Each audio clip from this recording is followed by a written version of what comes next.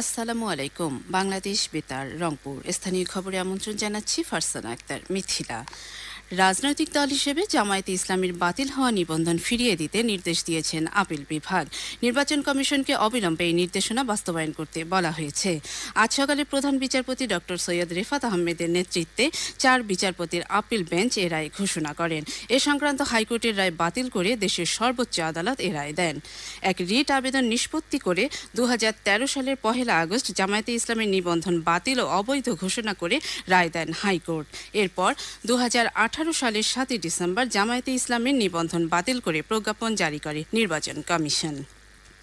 আজ বিশ্ব দুগ্ধ দিবস। এবছর দিবসটির প্রতিপাদ্য হচ্ছে খাদ্য নিরাপত্তা ও টেকসই পুষ্টির জন্য দুধ। গাইবান্ধায় দিবসটি উপলক্ষে আজ সকালে জেলা কালেক্টরেট চত্বর থেকে একটি শোভাযাত্রা বের হয়ে শহরের প্রধান সড়ক প্রদক্ষিণ করে। পরে কালেক্টরেট সম্মেলন কক্ষে আলোচনা সভা অনুষ্ঠিত হয়। এতে অতিরিক্ত ডেপুটি কমিশনার শারমিন আক্তার প্রধান অতিথি ছিলেন।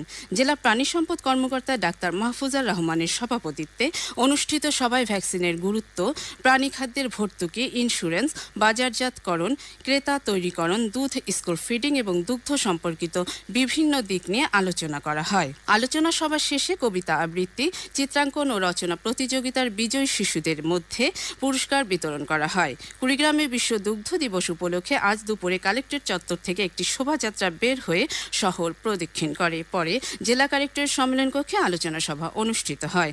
আলোচনা সভায় অন্যান্যের মধ্যে deputy commissioner Nusrat Sultana, police super Mahfuzur Rahman ও জেলা প্রাণী সম্পদ কর্মকর্তা ডাক্তার মোহাম্মদ হাবিবুর রহমান বক্তব্য রাখেন। পরে দুগ্ধ উৎপাদনকারী খামারিদের মধ্যে পুরস্কার বিতরণ করা হয়। জয়পুরহাটে দিবসটি উপলক্ষে আজ শোভাযাত্রা ও আলোচনা সভার আয়োজন করা হয়।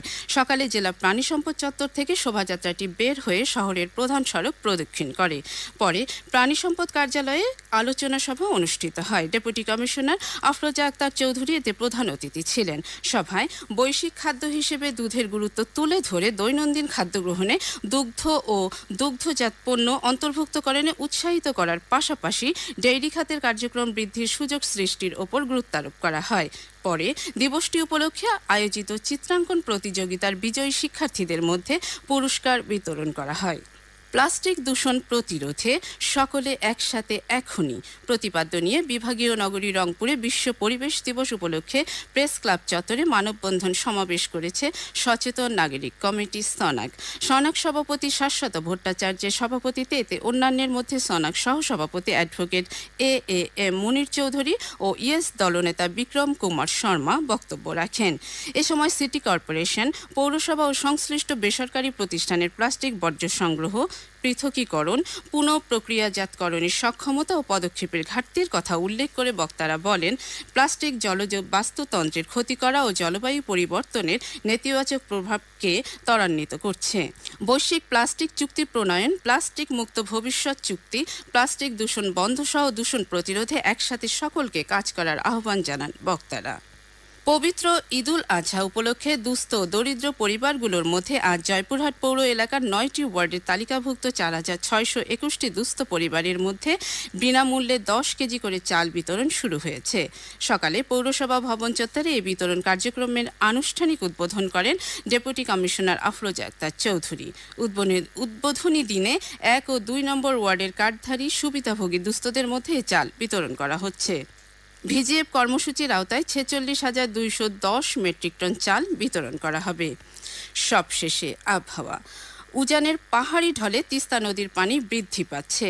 পানি উন্নয়ন বোর্ড জানিয়েছে, আজ সকাল ৯টায় তিস্তা নদীর পানি ডালিয়া পয়েন্টে বিপদসীমা ৩০ সেন্টিমিটার এবং কাউনিয়া পয়েন্টে ১ মিটার নিচ দিয়ে প্রবাহিত হচ্ছিল। তিস্তা নদীর অববাহিকায় দেশে ও এর উজানে আগামী ৩ দিন মাঝারি থেকে মাঝারি ভারী বৃষ্টিপাতের সম্ভাবনা রয়েছে। এ সময় তিস্তা নদীর পানি সতর্ক সীমায় প্রবাহিত হতে পারে বলে পূর্বাভাসে বলা হয়েছে। এদিকে গত ২৪ ঘন্টায় রংপুর বিভাগের ৮টি জেলায় ৩৩৩ মিলিমিটার বৃষ্টিপাতের কথা জানিয়েছে আবহাওয়া অধিদপ্তর।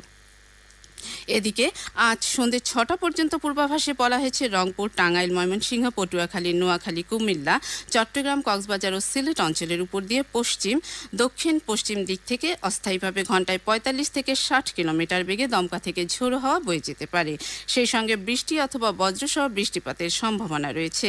এসব এলাকার নদীবন্দর সমূহকে ১ নম্বর সতর্কতা সংকেত দেখাতে বলা হয়েছে। খবর শেষ হলো। আমাদের পরবর্তী স্থানীয় খবর প্রচারিত হবে সন্ধে ৭টায়।